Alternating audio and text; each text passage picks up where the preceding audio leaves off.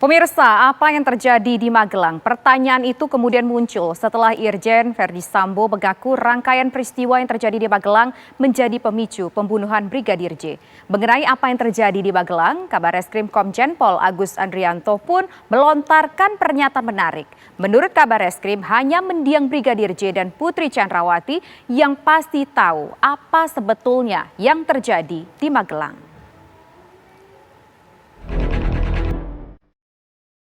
Penyelidikan terhadap kasus pembunuhan Brigadir Nofriansah Yosua Huta Barat memasuki episode baru.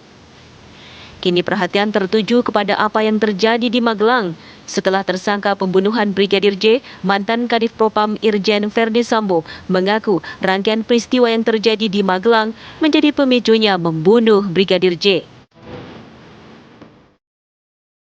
Dalam pemeriksaan sebelumnya, Jenderal Bintang 2 itu mengaku mendapatkan laporan mengenai dugaan kedekatan antara Brigadir J dengan istri Sambo, Putri Chandrawati, yang membuat Verdi Sambo marah.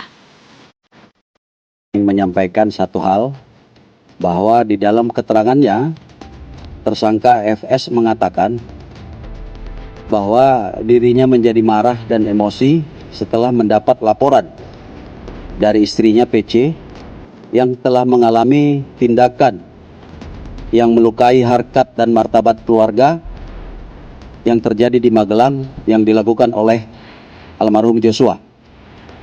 Oleh karena itu, kemudian tersangka FS memanggil tersangka RR dan tersangka RE untuk melakukan pembunuhan, untuk merencanakan pembunuhan terhadap almarhum Joshua. Mengenai apa yang terjadi di Magelang, Kabareskrim Komjen Pol Agus Andrianto pun melontarkan pernyataan menarik. Menurut Kabareskrim, hanya mendiang Brigadir J dan Putri Chandrawati yang tahu pasti apa yang terjadi di Magelang. Saat ini, tim khusus Polri sudah berada di Magelang, Jawa Tengah untuk menelusuri peristiwa pembunuhan Brigadir J. Tim khusus juga akan mendalami barang bukti yang dibutuhkan dalam proses penyidikan.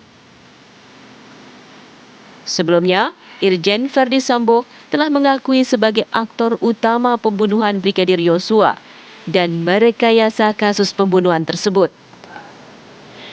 Verdi Sambo mengatakan bahwa dirinya menjadi marah dan emosi setelah mendapat laporan dari istrinya Putri Chandrawati yang telah mengalami tindakan yang melukai harkat martabat keluarga yang terjadi di Magelang.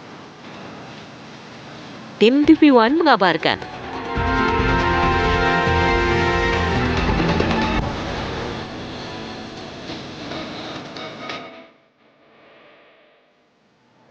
Pemirsa, kasus pembunuhan berencana terhadap Brigadir Yosua Huta Barat oleh mantan Kadif Propam Polri Irjen Pol Verdi Sambo bermula dari sepotong peristiwa di rumah Verdi Sambo di Magelang, Jawa Tengah. Sambo diduga memiliki rumah singgah di kawasan perumahan eksklusif di Magelang, Jawa Tengah. Tim khusus Polri akan berangkat ke Magelang untuk menelusuri peristiwa yang diduga menjadi penyebab awal kasus pembunuhan terhadap Brigadir Joshua. Sementara Komisi Nasional Hak Asasi Manusia Komnas HAM akan mendatangi kediaman dinas Irjen Verdi Sambo di Kompleks Duren 3, Jakarta Selatan. Apa sebenarnya yang terjadi di Magelang, Jawa Tengah sehingga akhirnya Brigadir J dibunuh di Duren 3, Jakarta? Untuk membahasnya, pemirsa telah bergabung bersama kami mantan kuasa hukum Baradae, Deo Lipa Yumara, kuasa hukum keluarga Brigadir Yosua Kamarudin Simanjuntak, dan juga Kabareskrim tahun 2008 hingga 2009 Komjen Pol Purnawirawan Susno Duaji. Ya, pertama kita akan menuju terlebih dahulu ke Bang Deo Lipa sebagai mantan kuasa hukum dari Baradae. Kita ingin tahu pada saat itu kalau tidak salah Baradae juga berada di Magelang. Apa keterangan yang mungkin bisa disampaikan sebetulnya apa yang terjadi? Apakah memang ada peristiwa yang dianggap melukai harkat dan martabat dari keluarga Verdi Sambo dari keterangan Baradae? Ya, salam merah putih. Salam merah putih. Buat Pak Komarudin, salam merah putih Pak, kita. Salam, selamat menjelang 17 Pasukan, kalau Agustus. ada salam merah putih IPW. Begini, boleh saya cerita? Kan saya udah jadi pengacara merah putih kan, bukan mantan ini. Nanti mantan itu pasti balik sama saya, tenang aja. Mantan itu cinta sama saya, kok tuh apa, Eliezer. Ya, cuman saya ini ada isu-isu di TikTok saya lihat. Saya cuma bilang begini, barang siapa yang mencoba mau menjatuhkan Kapolri, saya nggak mau. saya akan menjadi pembela pertama Kapolri. Langsung saya menjadi pengacara beliau. Jadi jangan sampai ada yang ganggu Kapolri. Ya, itu dulu. Yang kedua, Kadif Propam yang sekarang, Pak Sahar itu orang baik, merah putih. Yang ketiga, dan Korbrimob juga orang baik, merah putih. Itu aja dulu. Nah, sekarang saya bicara mengenai, saya sebagai pengacara merah putih, mantan, boleh dong kita lagi. Kita tuh mantan itu ya, bukan karena kita benci atau putus. Cuman ada pihak ketiga yang coba mempengaruhi. Ada yang mau selingkuhin kita. Saya punya pacar kan, udah lama. Ada juga saya pengen masuk diselingkuhin. Sudah nggak apa-apa. Tapi namanya cinta tetap cinta. Oke. Nah, saya bicara. Berdasarkan keterangan si Eliezer, dia itu ketika di Taruna Nusantara ditelepon oleh Ibu Putri. Persoalannya dia nggak tahu. Karena Ibu Putri nyari si Ricky. Nah, pulang mereka tuh naik mobil tuh, nggak tahu mobil Alphard yang putih atau apa tuh, tik sampai rumah, ting. Namanya Alphard, kalau sampai rumah bunyinya ting. Alphard saya aja kalau sampai rumah bunyinya ting. Karena bini marah-marah, lalu pulang pagi. Nah, sampai di sana si Richard Eliezer ke atas itu ada Kuat, udah marah-marah, udah berantem. Udah lu jangan ikut-ikut, lu masih muda, udah turun aja. Sementara Yosua di bawah. Nah, di situ si Eliezer nggak pernah tahu apa persoalannya. Itu yang disampaikan kepada saya dalam nama Tuhan. Nah, itu yang bilang kamu turun aja tadi siapa, Bang? Bisa diulangin, Bang? Kuat. Oke. Oke, tapi Kuat menyampaikan tidak, Bang, kenapa Baradae diminta untuk tetap ada di bawah? Apa sebenarnya yang terjadi? Berarti ini lokasinya pada saat itu di Magelang ya?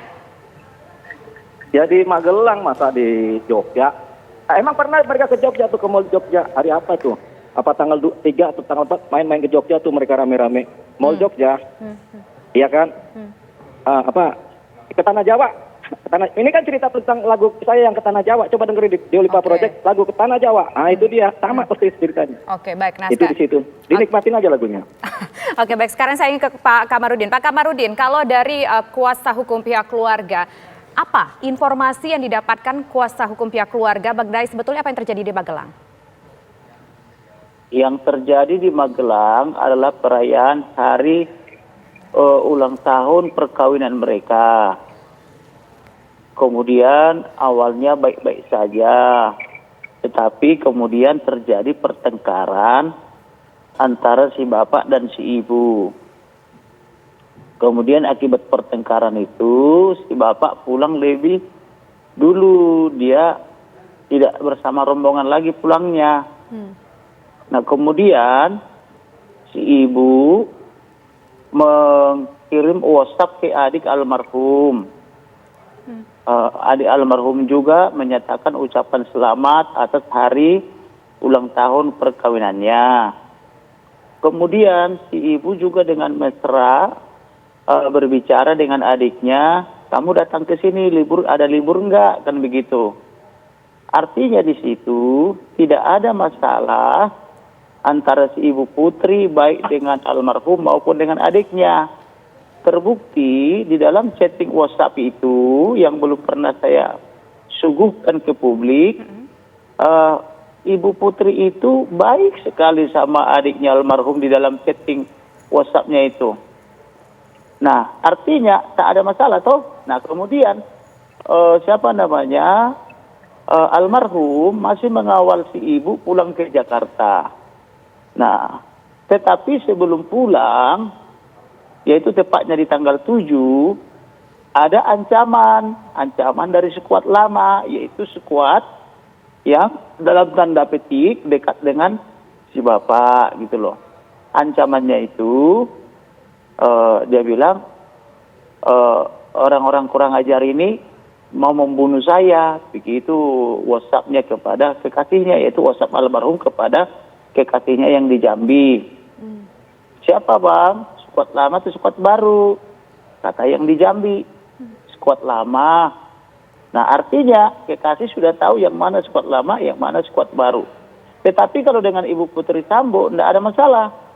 Akhirnya mereka juga pulang ke Jakarta. Ibu Putri Sambo bersama almarhum dikawal dengan baik sampai di Jakarta.